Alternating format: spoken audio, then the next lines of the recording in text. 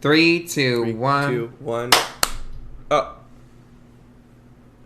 3. Oh, I mean, we kind of clapped at the same time, though. No, we did not. We did not. Yeah, for me, we clapped at the same time. We didn't count at the same time, but we clapped at the same time. See, for me, we counted at the same time, and there was a very strong lag for the clap. Really? Okay, we can do it one more time. So. Okay.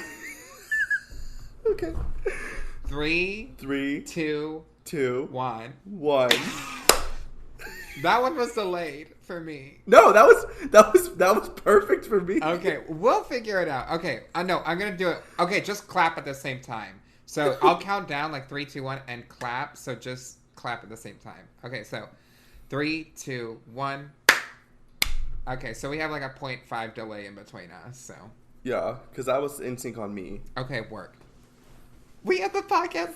It has started. Okay. It started. It's in the making. Okay. This is fucking crazy. Okay. I have so much going on right now. This is the future, This is the future, mama. Hello, everybody. Welcome to Stay on the Line, a horror genre podcast hosted and created by me, Tara Cardin. Every week I bring in a guest to talk about something special that's horror genre related.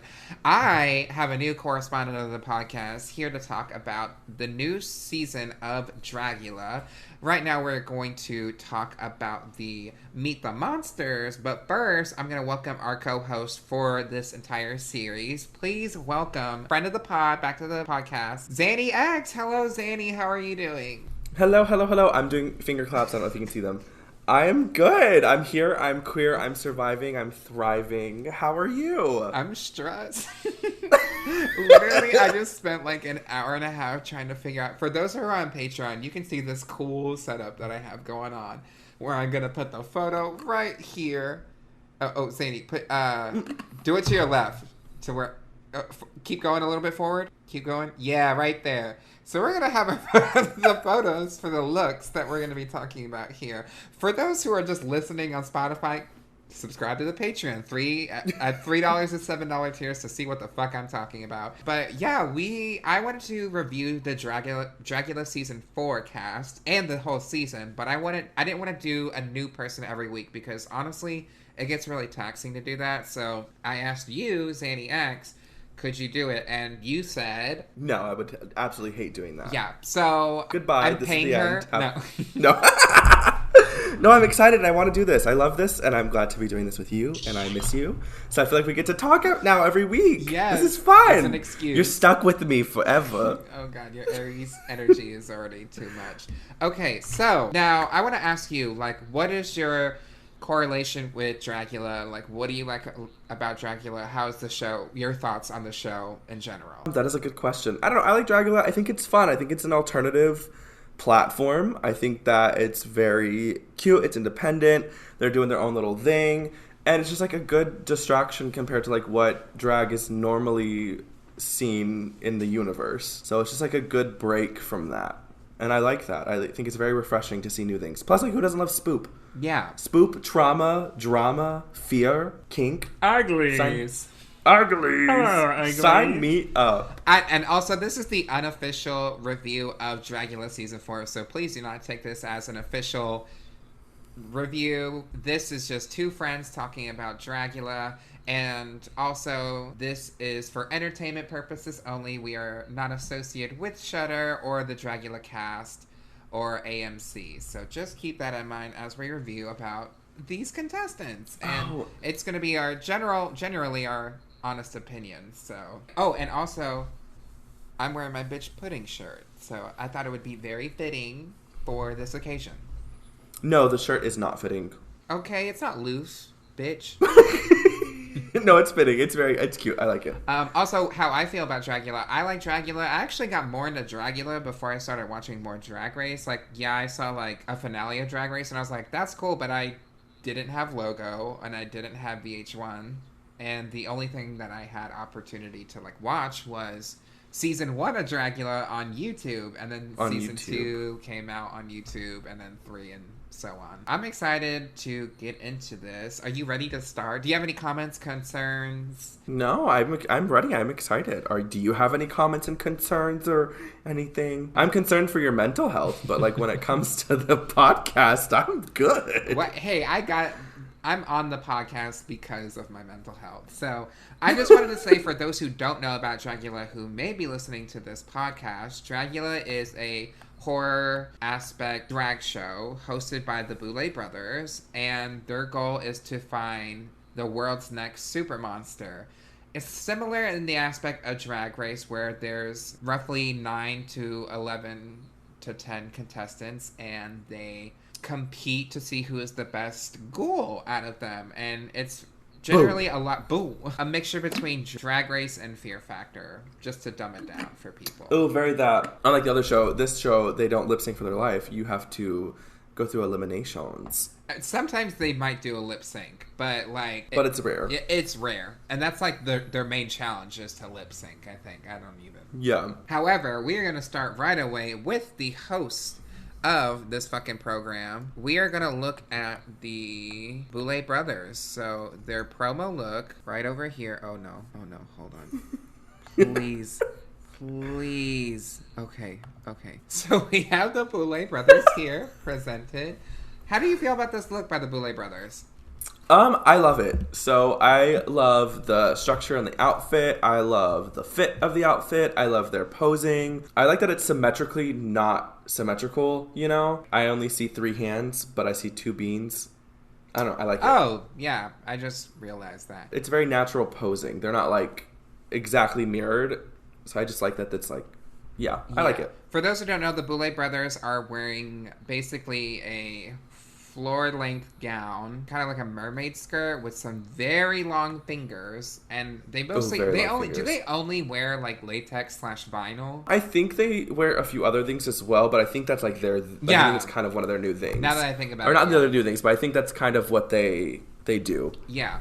So it's a really good look. The Boule Brothers, like, honestly, they kill most of their looks. I've never really seen them like look terrible. They look good. Swan and Drac, they look good. There's not much to say. Like, they look stunning. Have you seen who the season 4 guest judges are going to be? Vanessa Hudgens. Yeah, what is Vanessa Hudgens doing in this? She got out of voguing. She's really she said, I'm really into spook now. I think she's always been a fan of horror, though. So yeah, we love Vanessa Hudgens. Poppy. After all the trauma she went through with Troy Bolton. Oh, I was like, who is that? And Orville Peck and Poppy come through with the guest judges. Also, the $100,000, bitch. Yeah, bitch. The grand prize is $100,000. They matched up with Drag Race and said, "And what, bitch?" What? They said, we know what we're doing. Literally. We're going to start with this first one, which is Astrid Aurelia. Beautiful. Astrid Aurelia. They're from Phoenix. That's their hometown. They use the pronouns she, her. And I'm using the EW article to kind of pull this information, which is written by Jolie Nolfi, who is a mutual on Twitter. Astrid is a singer, songwriter, and multi-instrumentalist drag artist that uses her musical talent and punk rock fashion sense to produce incredible live musical shows.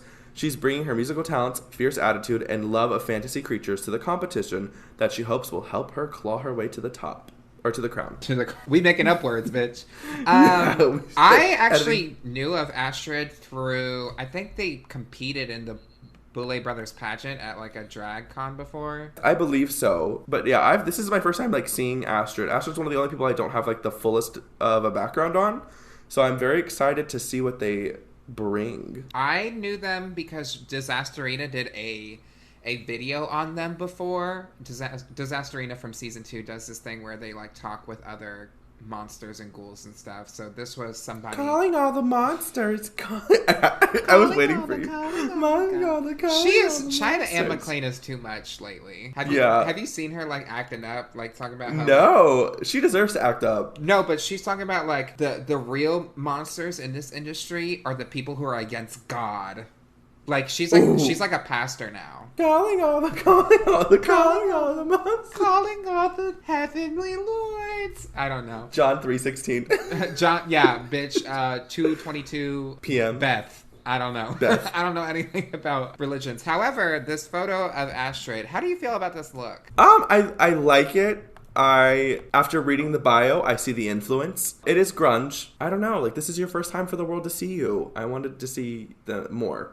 Yeah, I kind of agree. I do like the color palette. So for the audio listeners, we're looking at it's a primary color palette. So there's some splotches of green, but it's mainly red, yellow, and yeah, primary color green.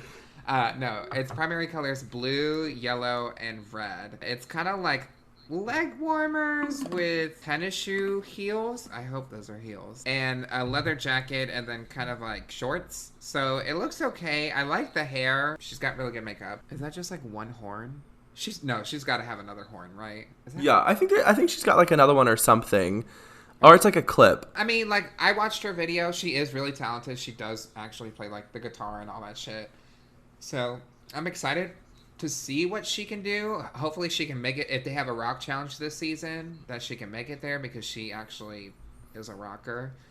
So far, kind of like an enigma. Like, I don't know what to expect from her. And I will say, like, I think that's the thing, is like, I do think this look is cute and creative.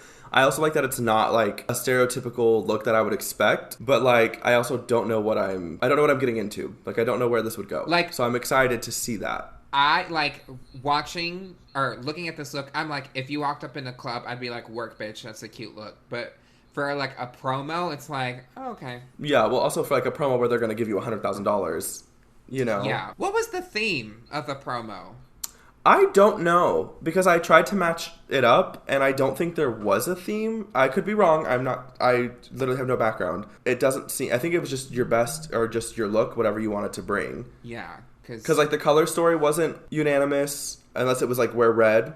Yeah, it's a good outfit. I do like it, and I'm excited. Zanny, you're shaking your camera. I can't sit still. The patrons are offended. Well, I have to, because I do the same thing. I have to like sit crisscross and have my hands in my lap. So. Okay. Like a good little kid. So our next person is Bitter Betty, is from Los Angeles. They use the pronoun she, her. They are a drag queen. I'm going to read the bio. Bitter Betty is a self-identifying trans woman who brings 20 years of drag experience to the competition. She feels that trans drag artists are not allowed the same opportunities as cis drag performers, and she views the show as an opportunity to represent her community and bring home the crown. She draws inspiration from the colors and silhouettes of 80s cartoons and is bringing camp experience and trans energy to the competition. How do you feel about Bitter Betty? I love this fit. I like this outfit. I like this look. I like the hair. I like the mug. I'm a fan. I don't know how I feel about Bitter Betty, but I'm excited to see what Bitter Betty is going to allow us to feel of them. When I initially saw the look, I did not like it. And when I continue to look at the look, I still don't like it. It's the color palette, like the gloves. So Bitter Betty's wearing a very large... Like a mullet. A mullet. Is that blue makeup? Blue eye makeup? Yeah, it's like a blue eye. It's very 80s, so it's like that pop of like that pink, purple color, the blue, the like really like... punk hair, kind of I don't know, like mullet, but also like it's just very teased out. Yeah. And then and it's got like some chains on the corset. Yeah. It's a black corset, and then there's pink boots, thigh-high boots that are like leopard or zebra print, and then the gloves are also zebra print, and then the hair is pink to match the boots. The corset looks cool. I will say that. The corset looks cool. I just think it was like, hey, I got gloves and boots that match, and I think I can wear them with this look. Yeah, it almost looks like I'm going to pay a lot of money to get this corset and choker custom made, but then, like, I also have the boots and the gloves in my closet, and I'm just going to randomly tie them in as accessories to make this the next level, versus... being like a full concept, like it being like, I want this to go with this to go with this, and I want this to be a look. And it's like the same energy, like this is the first time that like the world is going to see you on this platform. Also, like they have a pretty good following, so I kind of maybe could have been a little bit more, knowing that they have that big following. Bitter Betty does also own a wig business, so I'm assuming they have some money as well, and that they will also tell you that they have money on Twitter. The tights, they were ripped. I think they actually are. The fishnets are ripped. So good luck to her in life. She's not my cup of tea. I do like the essence of like the spiders on the legs though, on the boots. On the boots, that is cute. But it does look it does not look like a thought. It looks like I've got these items. Let's make it the next. Like I've got this already in my drag closet. Let's add something to make it. Let's put the white contacts in. Yeah. For those who don't know, Bitter Betty has been in the heat a lot for saying things against non-binary people. They just recently put out an apology today after a very long time. As someone who identifies as non-binary, that apology meant nothing to me, and it seemed like she was asked to do this for this show to make that apology statement. Because I think if you're going to join a show, who she has also said in the past that she doesn't have any interest being on Dragula, but supports it and that it's not for her, she has to know that most of the winners, if not all the winners, identify as non-binary or trans in a way. And most contestants are non-binary and some are trans. So the fact that you're gonna go onto this competition and say something as stupid, it's not, lack for a better terms, it's just stupid. That part. I don't think they know who they are fully. Not defending them. I don't think they know who they are fully. And I think that there's issues with that, and that's what's causing their mental disconnect. But hey, she's got 20 years of experience. She needs to know who she is soon. Well, that part. So you got 20 years of experience, and also you are identifying as trans on this platform. So, like, you kind of need to know what you're doing at this point.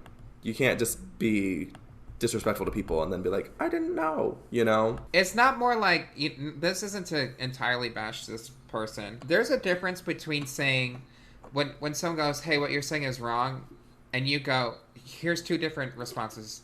How is that wrong? Versus, no, it's not wrong. No, it's not. Exactly. I never judge a person for what they say or do. I judge how they respond. Yeah. And that's the difference between, like, cancel culture and, like, corrective culture is, like, when you get called out and you're like, T, didn't know I was doing that. Thank you for correcting me. Good person. We can move forward. We can grow. But when they're like, that's not what I did. I didn't do that. That's not it. And it's the aggression, then that aggression comes with not understanding and not educating yourself. And that's where we draw the line. And we are now drawing the line with that conversation. So good luck. Good luck to them. Sorry. I like the outfit. Good luck to her. Good luck to her. Yeah. Because them. Oh. I just want to say for podcasting, besides everything, I have 2 degrees in writing. I have a degree in communications, my bachelor's, and I have an associate's degree in journalism. People have been using they, them as singular pronouns forever. It's just the second that people started saying, I would like that for my pronouns, people started taking beef with it. So I'm just going to leave that part. Our next person is Coco Cane. So Coco is from Tulsa. They prefer they, them pronouns. Their drag style is labeled as a drag shapeshifter. It says, Coco infuses their drag with equal parts seduction and horror, and is bringing a strong dose of body positivity to the show. As a self-described zombie stripper, Coco feels they have what it takes to snatch the crown and to bring something to the competition that no other competitor in previous seasons has. As an underrepresented black drag performer who performs alternative and horror drag, Coco feels it's important for them to show up, represent their community, and bring home the crown. Do you know how there's a missing comma right there between representing their community? So in journalism, they don't use that, like, last comma at the end sometimes. Ugh, that kills me. Yeah, like the run-on kind of comma, where it's like, yeah, I like her hairstyle, like hair, comma, style, no comma, and their makeup. Like, for some reason, we just don't do the ending comma. It's weird. Anyways, my initial thoughts on Coco is, 1, their outfit looks crazy in a good way. Like, this is when you do, like, simple, but you're also, like, you can see the craft that they're putting into their heels, which has the texture of, like, meat and scar, and then their corset as well. Like, it's all in the details there, versus just slapping on some boots and a corset that look like you purchased it from someone. Because they make outfits like this, right? They are crafting this. Yeah, it's cool. So for the visual, or for the audio listeners, Coco is wearing a fur shawl, a black fur shawl with, like, a meat constructed corset, as well as garter platform heels made out of, like, meat and gunk, I guess. Also, big boobs. Big boobs. Like, huge boobs. And the hair looks amazing. I like the yeah, and I'm pretty sure they do their own hair. I know they work on hair, so I'm 95% positive that they have like done the hair, the corset, the boots, which is like 10 out of 10. Like, we love a queen who is versatile in what they do. It fits cute. The earrings, like you said, the jewelry, it's a tie-in that takes it like the next level. Their mug is equally seductive and sexy, but clean and polished. And then like they are like, this is an essence, like this is a look that I know it to look. Like, I know this is from head to toe. I know what you're doing. I get the zombie stripper vibes. This is a full concept and I like it. The only thing I probably would have changed is instead of the fur shawl, I would have like kind of like meat, like cured meat kind of like shawl. I think that would have been cute with it. But it's still a really good look. The pose is fucking great.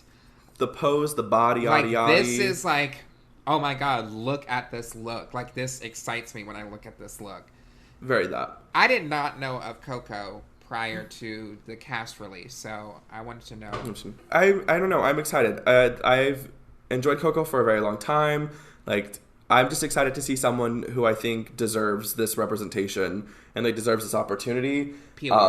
They've been sickening and they've been talented like this forever and a day, and I think that people are finally starting to appreciate that. So I'm excited. I think it's going to be fun to see this chapter open for this person, and then it's going to be exciting to see where they go with this. The personality, the energy, the creativity, like, I'm just excited. I've only heard good things about Coco. I've not heard bad things about Coco. And I've reached out to Coco before. And they just seem like a genuine, nice person. So, yeah. And that's what I kind of like in a monster. Is like not all monsters are mean, nasty people. What is the quote? Not all expensive things. Sometimes expensive things are worse. I like a nice monster. I've noticed. You know what? Shout out to people with anxiety. I kind of feel sorry for you. I've noticed that though. Like, I'm like not comparing things, but like most of the people that have done Dragula or done that like alternative drag, or they're like the monster energy or the ghoulish energy, are the nicest, kindest, sweetest people behind it, because a lot of that is like they were bullied growing up, or there's like trauma, there's like things that cause them, they're the outcast, and so there's like that underdog energy, but there's also that like very sweet, kind energy. Obviously every group has every rose has its thorn, but like for the most part, I've noticed that the weirder the person is, the more kinder they are, because they've had to deal with so much like rejection and not fitting in, that when they are fitting with someone, they're very thankful for it, where other people, they don't have that response or that growing up. I don't know what the term is, but you picking up what I'm saying. And I think that reflects the winners, because Vander Von Odd, no one has any complaints about. Bitch Pudding, Landon Cider. Landon Cider was like on the season, like helping everyone, reassuring everybody. That part. Like, was just a genuine, like, nice person and try to give everyone the benefit of the doubt. So I think that's what makes a superstar, a super monster, is to have a likability about you, but also not all monsters are, we're not all freaks. We're not twisted in the mind. We just like to exhibit, like, the trauma that we've had. Period, poo. So, excited to see Coco. It was a really good look, too. So, our next person up is... Also, like, Zanny just knows these bitches. I don't fucking know nobody. Our next person up is Hoso Teratoma. Copywriting you for your name. Is from HBC Town in Seoul, South Korea. So they're from Seoul, South Korea. I don't know what HBC is. Head bitch charge. Head bitch city. Head bitch city. Head bitch city town. They go by she, her, and they, them pronouns. Their drag style is drag yokai, which I believe a mythical creature. Yokai. We stand. Kind of like cryptids in a way, but yokai is like storytelling, I believe. Don't hold me to it. Fresno Nightcrawlers. Yes. So I love them. The bio for Hoso is the first internationally based Korean artist to compete on the show.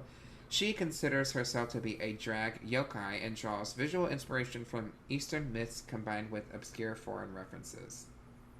Yes. You put the nail right in the coffin. Yeah. Oh, wow. I didn't even read it at first. So I was like, hey, I knew of Hoso through I used to watch like some of their drag race reviews and like some other videos they used to do. So that's how I knew of Hoso, and then I followed them ever since. They got Yeah. crazy drag. They got some crazy drag, and it's amazing. I got to interact with them because like we were in the same like Instagram group chat. So like dumb little group chats where it's like they put like 20 drag artists in a group chat and you just kind of kiki and talk about drag in your area. And Hoso was in the group that I was in. So like the fact that they're like from South Korea and like doing this, 10 out of 10 to be the first internationally based queen, 10 out of 10. Well, I don't know if they're the first internationally.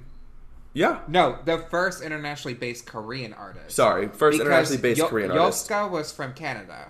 Yeah, that's true. That's true. We can't discredit the Canadians. But like that's just crazy. And also to see them like be, I don't know, same energy, so sweet, so kind, so humble, so down to earth, so goofy and quirky.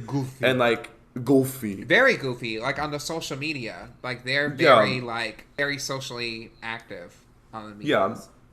And I love that. I don't know, it's just to see them come from where they were to where they are now is just such a beautiful thing. And like same thing, I'm so ready to see this chapter. Like this is someone who I feel like deserves it, and like them being on the show, I'm like, yes.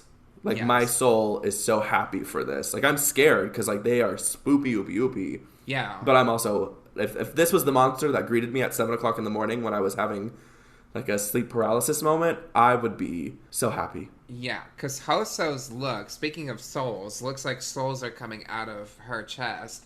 Mm-hmm. It's kind of insane. Like, this look just takes me on a trip. So, Hoso is wearing, like, a very ruffled bodysuit that zips up in the front to reveal two faces where the breast would be. And it's, like, burgundy sleeves, kind of like a Reba kind of color hairstyle. The makeup is insane.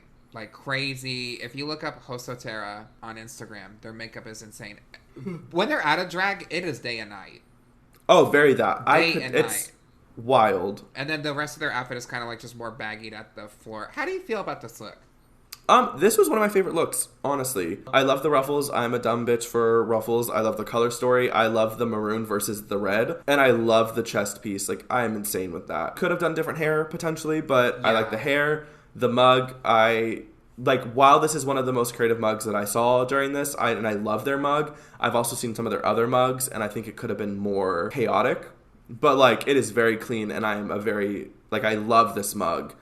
It's just like when you know someone could do more, you know? I think for a promo, you don't want to get too crazy for the face for the promo. That's true. Because then people are always going to be expecting that. So this is more like a more toned down version of that, then I get that. I totally that's valid. But I like this mug. Look. I like the color palette for sure, which is low-key kind of a read. When I was at an art conference, I was there for photography, and they threw me in this watercolor class, and I was like, bitch, I can't fucking watercolor. So when the instructor is going around being like, oh my god, this looks great, she comes to me and she goes, I really like the colors. Like, the colors look really good. So, and that's like low-key read. I love your color story. I love your, what you're doing with that. I compliment gal pals when they come into our work all the time. I'm like, your color story today is everything. How can I help you? In terms of this look, Okay, her arm that's on her left arm, it kind of looks like she only has like 3 fingers. Like, she looks like she has a bird hand. Maybe that was the point. No. It looks like she has a bird hand, doesn't she? Yeah, like what you were saying, I would have totally changed this wig. Honestly, like a snapback ponytail kind of low-key would have been fierce with this. A short hair, no hair, snapback pony. Could have done a, shoot, you make them all the time when it's like the hole with the face. Oh, yeah, that would have been cute. Like a face mask or a face kitty of a sort that shows the whole face off. That would have been cute. Or this would have been a real cute look for a mullet, like long to the kind of busy up here but tucked to the back and long. I think it's just too much volume right here compared to the rest of the body, and then it just kind of goes down. It's very random drag wig, and also I think there's red around the wig. There's red in the center, near her face is red, and then it goes to more of an orange. So I think a burgundy wig would have been really cool, or a dark root. Like, if you're gonna wear a wig, a dark root to burgundy, or just a black wig in general. But I mean, overall, this is the look that stands out. So that part. Like, this is one of the looks that stand out. Like, hers and Coco's are, like, standouts for me. So we're moving next along to Formaldehyde. This is another Phoenix person, right? Yep, from Phoenix. Their pronouns are he, him, and they, them. Their drag style is drag monsieur. Their official bio is Formaldehyde identifies as a digital drag artist who spent most of their time performing online and in digital drag shows as opposed to traditional live stages and clubs. A true horror fan at heart, Formelda describes his drag as the true embodiment of fear, and through his drag seeks to express the darkest elements of horror within our world. Through his unique blend of artistry and unconventional materials, Formelda hopes to use his new platform to change the way drag has traditionally been seen. Which I stand that. I love that. Mm-hmm. We love a digital queen. I personally miss digital shows so much. I miss the art that went into them. I miss the energy. I just miss all of it. So I love that. I am excited for that. I'm excited to see how that portrays. And then I also think they kind of have a step up, being this is like a digital show, like that they have that background, like they're very familiar with angles and cameras and lighting and all that jazz. First of all, I don't miss digital shows at all because I got paid nothing. Oh my god. Yeah. And they were so hard. Digital shows, for people who can still do them, because I know some people who can still do them, they are one of the hardest shows to put on because the audience, like, we're all dependent on an audience tipping us. And sometimes, like, I've done a digital show where I made like $5. Like, very that was, and it's like 10 times more work than doing a regular drag show. So if he can continue, if Formaldehyde can continue, like, doing it, props to them. Because props to them. Fucking props to you, mama. In terms of this look, very cute. I think the boots end at a good length, as well as the apron. So what we're looking at also, y'all can also just look up these looks. They're free to look at on the Dragula. Oh, valid. Very tea, very tea. So they always wear a mask, right? Or that's like their whole thing? I'm not sure, honestly. I think so, but I don't. It wouldn't surprise me if they didn't, you know? I think that'll present an issue in the season because there are acting. There is acting bits and challenges in Dragula. Like when Maxi Glamour wore like a mask kind of thing and they couldn't exhibit facial reactions and features. So I think that might be an issue for Mr. Hyde. But I like the boots. They're like lace-up boots. I don't think the Boules would like them because I know that they're very against club kid kind of boots like that. Very combat boots. I love the sleeves. I love a good poofy sleeve. They have syringes on one hand. I like this theme. I think it's honestly a good look. I don't know what to expect from them, but overall this is a cute look. Like I like this as a promo. Their makeup is good. Like their makeup detail on the mask is good. I'm interested to see what they'll do. Real quick. I'm quirky. I'm quirky like that. Me and Zanny, we're so quirky that we're going to go to an ad break. So when we come back, we're going to be talking more about the ghouls from Dragula Season 4. Yeah. Hello, everyone. Welcome back from your little break-a-roni. It is me and Tarot Card, me, Zanny X, Tarot Card, one of my bad little beans. And we are excited to get back into it. So yes, let's do the most. And what are we talking about? You got to stop hitting the camera. You're hitting the camera. You're going to make these bitches nauseous on Patreon. I'm on a chair that has wheels, and I'm on a hard surface, and this table moves. Bitch, me too. I think we have the same table. You just keep knocking into it. Do we have the same table? Is it an L shape? It is an L shape. For lesbian. Oh my gosh. Okay, and we are... Oh my god, don't show the patrons your crotch. I'm wearing clothes. Allegedly. And we are talking about Dragula Season 4, the Meet the Monsters. And for those who don't know, we have a new episode out on Thursday. Yeah, I'm editing this in the beginning or the middle of the podcast, so work. Personally, I love this look. I love the color story. I like the matching of prints. I love just the way that the apron is styled and like crafted and put together. The mask, the color story, the boots. I'm a fan. This is one of the looks as well that I saw this and I was like, this is what I am here for. Like, I just love it. And again, it's a full conceptualized look. So yes, maybe there are some things that we could critique, and there are some things that maybe we could change, but like, I know where this person is going, and I know what they're doing, and I know the background, and I know the story, and I like that I can see that in this photo. Yeah. I mean, if it's different. Yeah, it's different. I mean, if they walked into the club, I would give them $1 for just walking in. I'd be like, That bitch, part. here. I'm curious to see how they are as an entertainer. I am excited. Like, this has someone that I'm curious, but I'm very happy to be curious about them. Do you think they'll break the mask curse on Dragula? Early out, usually second or third.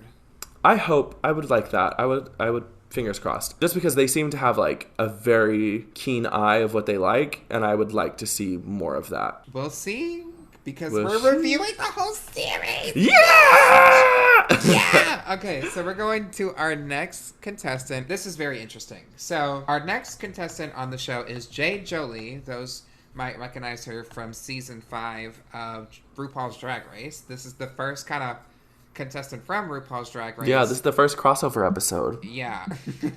Jolie is from Gainesville, Florida. She uses she, her pronouns. Their drag style is drag queen, monster, celebrity impersonator, which is what a lot of people know Jolie from. So let me read this little bio on them. Jolie considers herself a drag chameleon, and while she's already known as a previous competitor on RuPaul's Drag Race, she hopes to show audiences that she can evolve and adapt to any drag medium.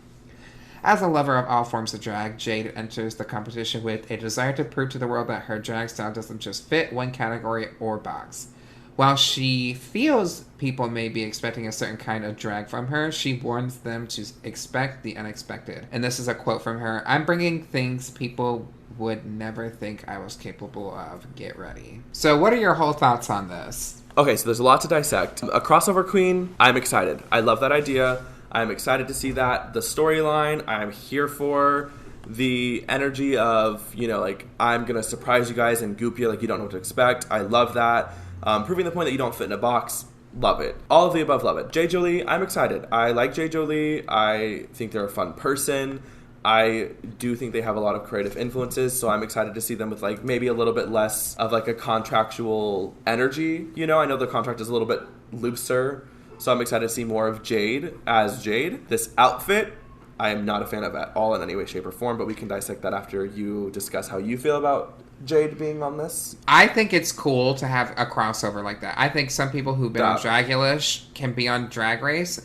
I think if a bitch on Camp Wanakiki wants to audition for Drag Race or Dragula, who fucking cares? It's TV. People are trying to make money, okay? That part. I don't understand why people are like, oh, you been on. I don't care. I genuinely don't care. Now, would I love to see more representation from other people who have not had the platform of, you know, sure, of a national television? Yeah, sure. But can you hear that? Yeah, I can hear that cat going. That cat agrees. The pussy agrees. She's a Jolie. Jolie meow. I hate the whole backlash of like that aspect. Now she has been in the fire for doing inappropriate film footage that is exhibiting Nazis. Yeah. She did put out a statement that was something in regards to that. Y'all can look it up. I won't get into it. I have my own thoughts on things. You know.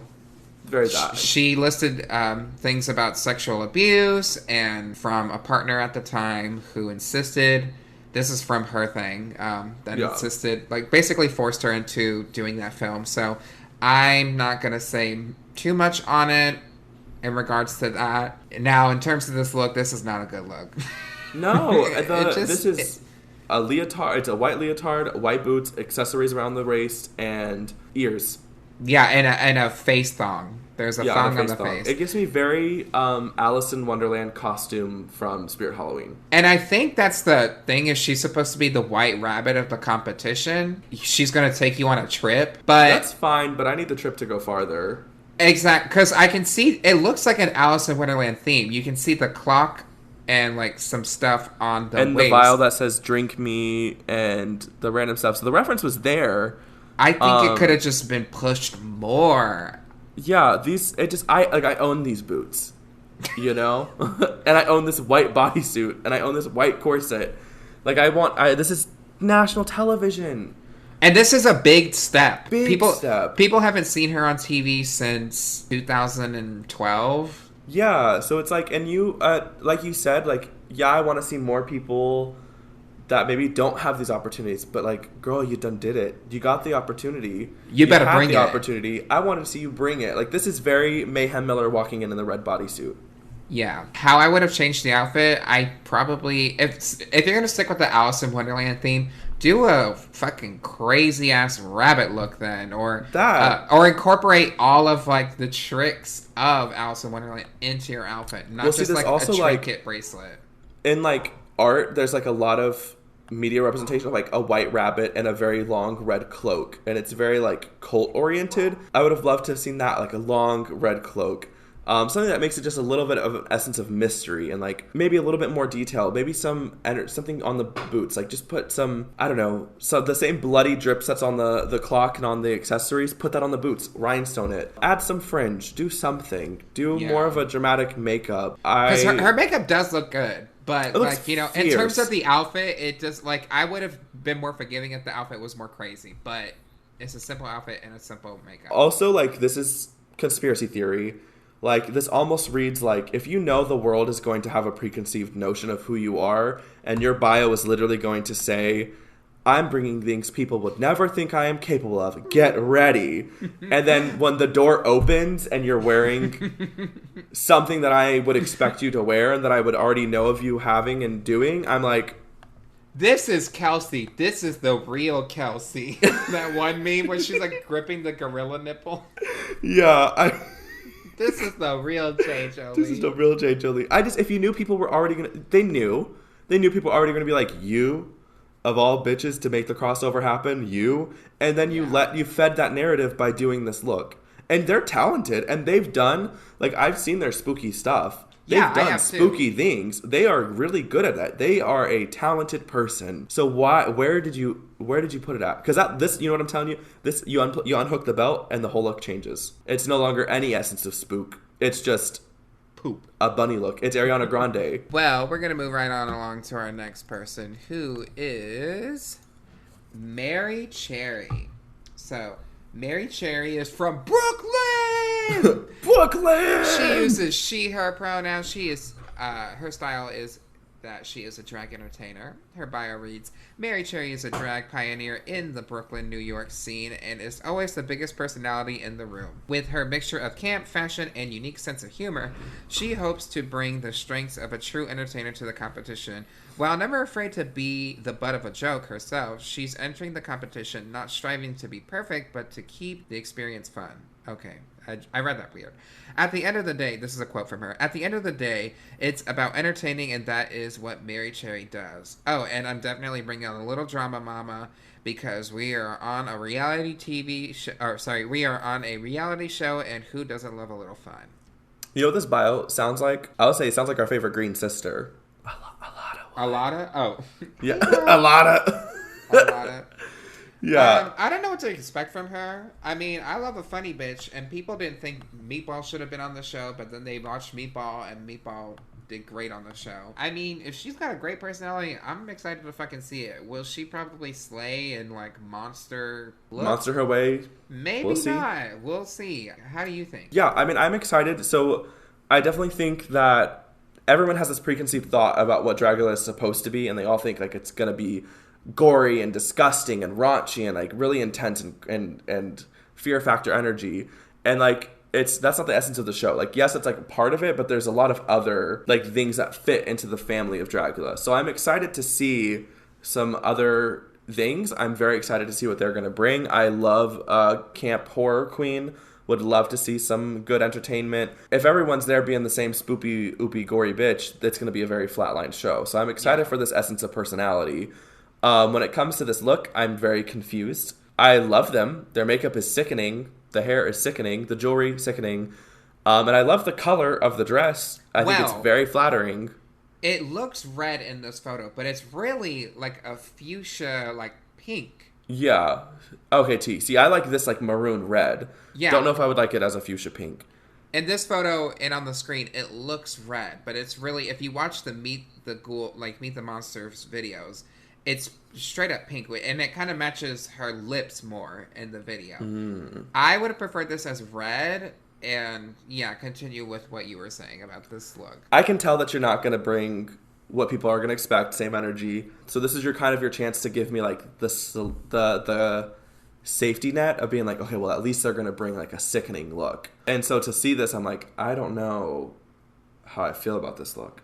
So yeah, it makes me... It's the shoes. It's the shoes. The shoes are like leopard print, and they're very low, and I just don't see how that correlates to the rest of the outfit. Yeah, and like I would like to see maybe a necklace.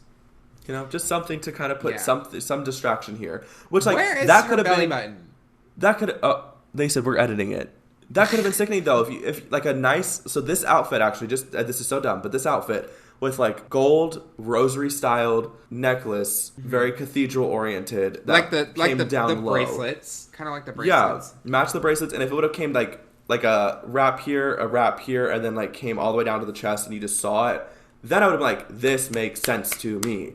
But there's just such a space here, and there's just nothing there. But I am excited to see... They do have, the way that they color storied this, they do have a vision. I don't like the glitter in the hair, though. I can't really see the glitter in the hair. Oh, let me shake the camera. If you go to the hairline, there's like pink glitter, like in the hairline. Oh, I can zoom in. But the earrings, though. See, that statement even more. The earrings are like thorns, like Yeah, like the bracelets. So I wish she like maybe carried this like thorn barbed wire look throughout, even like wrapping around the legs into the shoes, the neck. There's so much that could have been done, and I get maybe it's a budget thing, maybe it's like you're a new queen and you're trying to get figured out. I don't know. I honestly don't know anything about Mary Cherry. I do know their personality is iconic, so I do know that they are known for their personality, and I'm excited for that. And I think a lot of people sleep on that. You can be a look queen, you can be a dance queen, and you can be a personality queen. They are all equal. So I'm excited to see, like, this photo isn't giving me Mary Cherry, but I'm excited to see what Mary Cherry gives me when I watch them. Yeah. Right on along, we are moving to Saint. Let me pull up the photo. Ooh, they look so good. Okay, so Saint is from Harlem in Manhattan, New York. They just moved there, right? I believe so, yeah. I did not remember them being in New York. Their pronouns are he, him, she, her, and they, them. Their drag style is drag queen. Official bio. Saint is the self-proclaimed runway demon queen of season 4.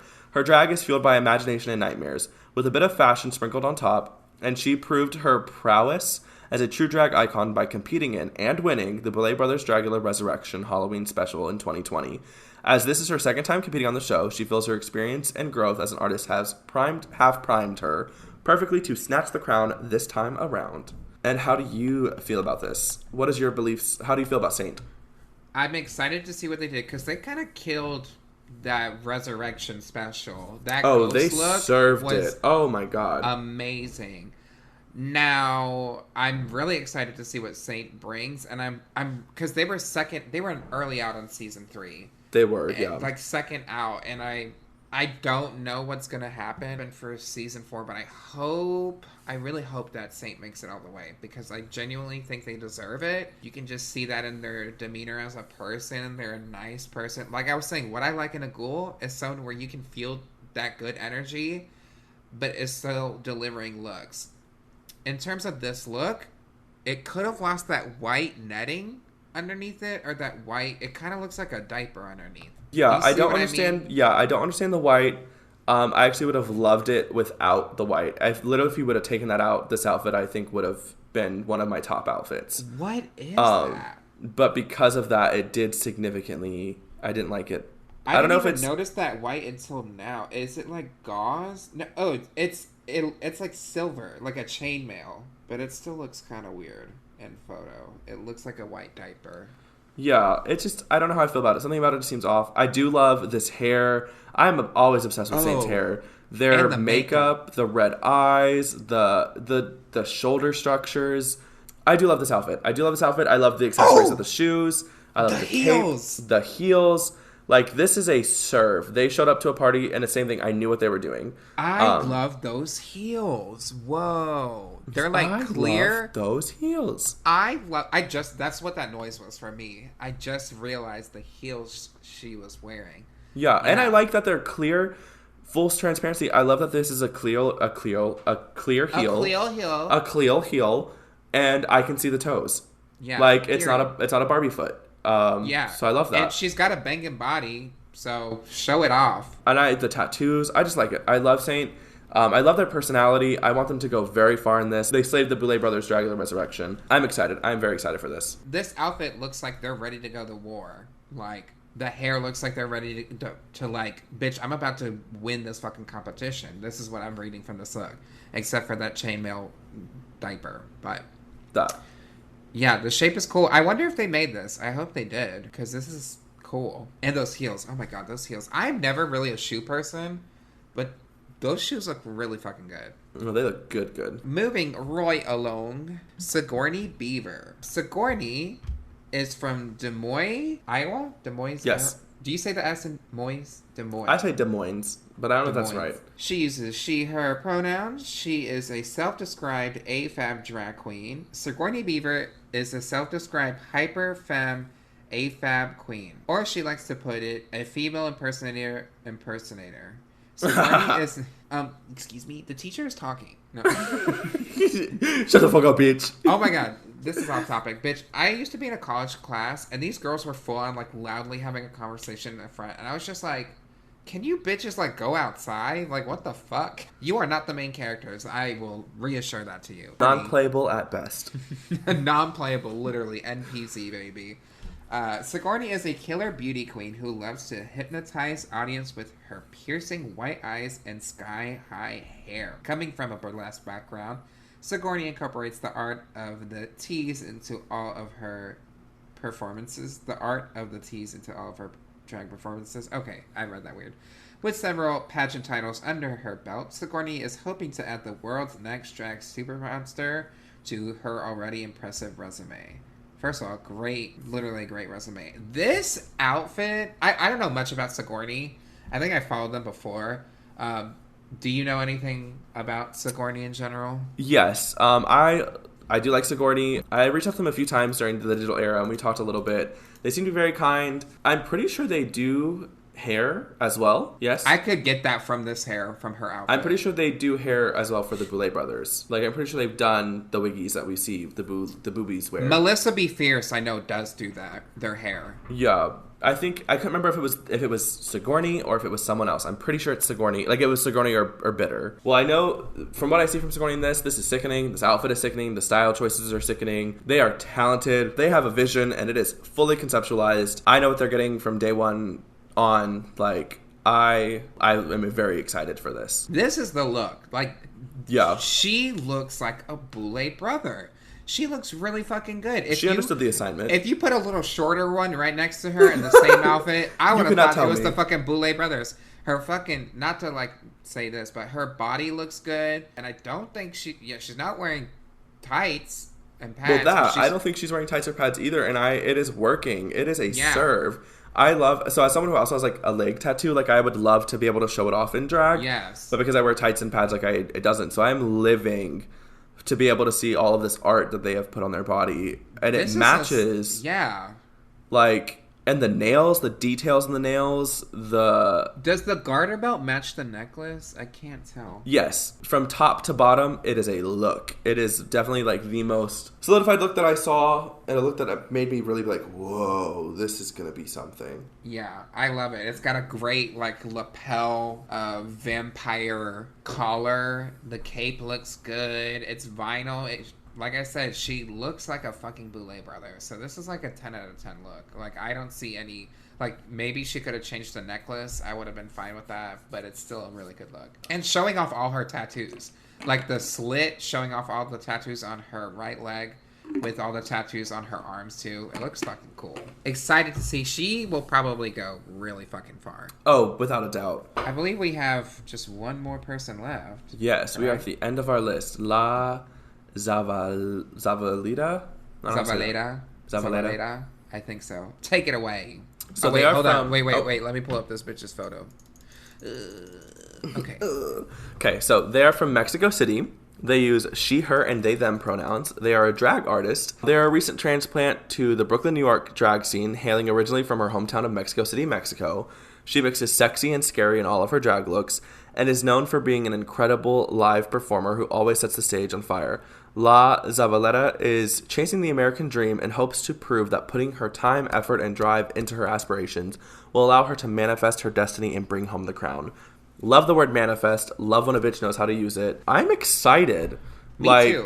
I don't know anything about this person. Same. And I am ready. I do I like don't know a lot either. They only have they don't have a huge following like most of these entertainers do, but I don't care. that The part. less I know, the better, so I get to know you. I think they look fucking cool. Like their makeup looks sick, and I love the silhouette. Very that. I love the silhouette. I love the exposed tattoos as well. Love the shoulders. I love this chest energy is one of my favorite things. I love seeing this in Yeah. outfits. I love the no wig Except when moment. it's cherry, when it's Mary Cherry. I just want something there for Mary Wow. Cherry. And this has a Wow. necklace. I love the no wig, but like the little like few strands of hair at the top. I love the glasses. I think the glasses have like go into like horns. Yeah. Yeah, I it looks love like the a horns. smoking eye kind of look. Love, love, love the nails and the choker and the little pin at the front. And I love the like, I don't know, just the dress bottom. I love seeing the muscles in the legs and the Yeah. heels. I just love this whole look. Like They look this is a dope. serve. There's honestly not much for me to say because I don't know them.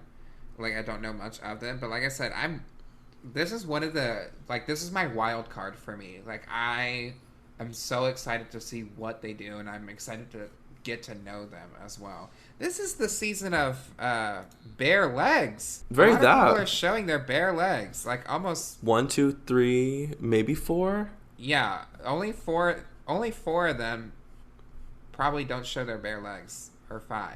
That's like half the cast. We stand that. That's cunt, baby. That's good. That's gossip. Yeah. Oh my god. Well, that was the whole cast. Who do you think will make it into the top 3?